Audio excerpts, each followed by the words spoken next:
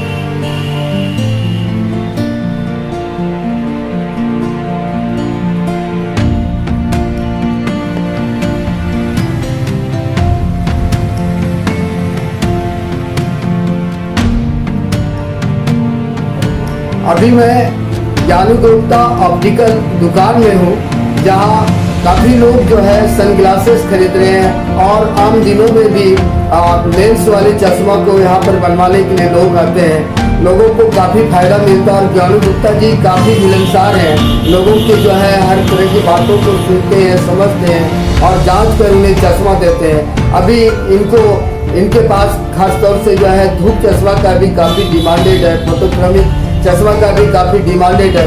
तो ये जो है कुछ ब्रांडेड और खास तरह के चश्मा भी इन्होंने रखा है और लोगों को प्रोवाइड कर रहे हैं। तो आज इसी कड़ी में हम आपको ज्ञानू गुप्ता जी से मिलाते हैं और ये जानते हैं कि क्या कुछ धूप चश्मा के साथ हम लोगों को करना चाहिए, क्यों पहनना चाहिए, इसका क्या बेनिफिट है और क्या हानि हम लोगों को पहुँच सकता है।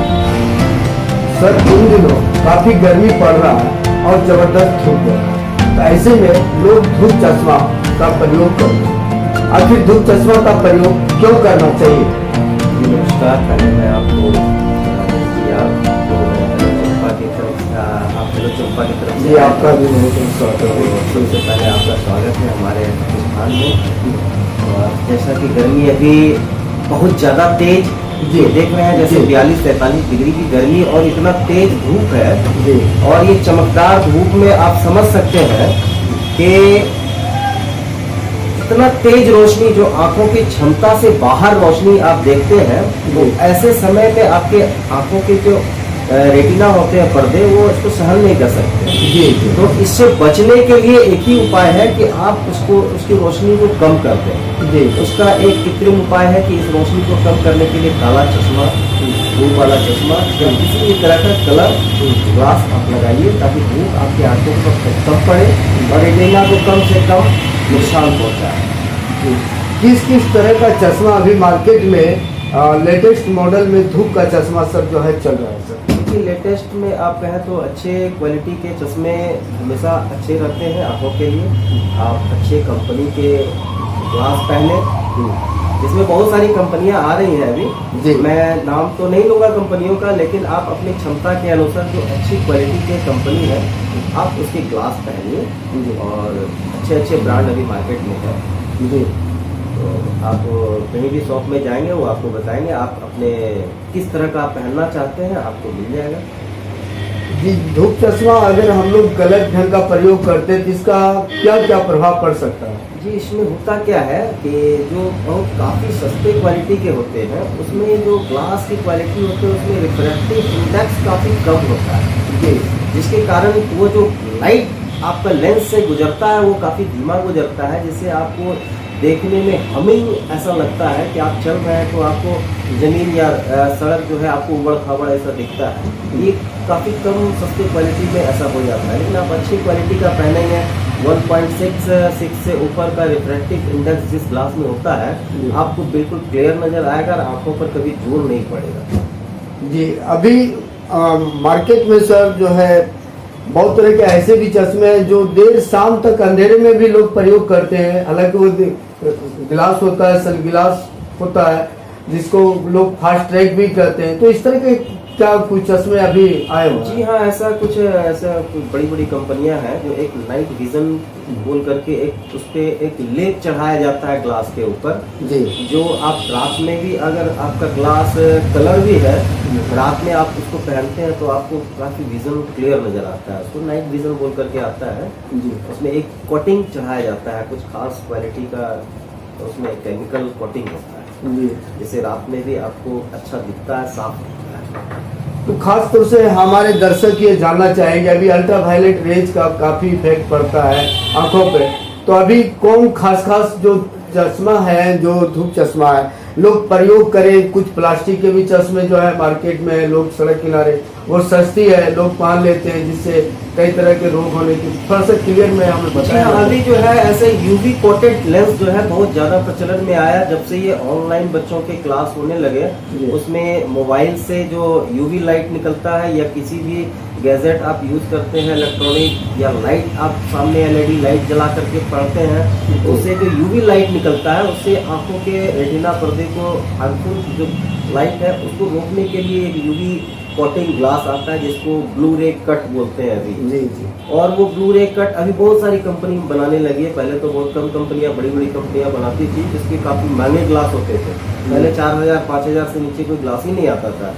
अब है कि आपको मार्केट में जो है 500 से 600 से आपका स्टार्ट हो जाता है यूवी ग्लास और यूवी ग्लास पहनने से काफी आराम होता है।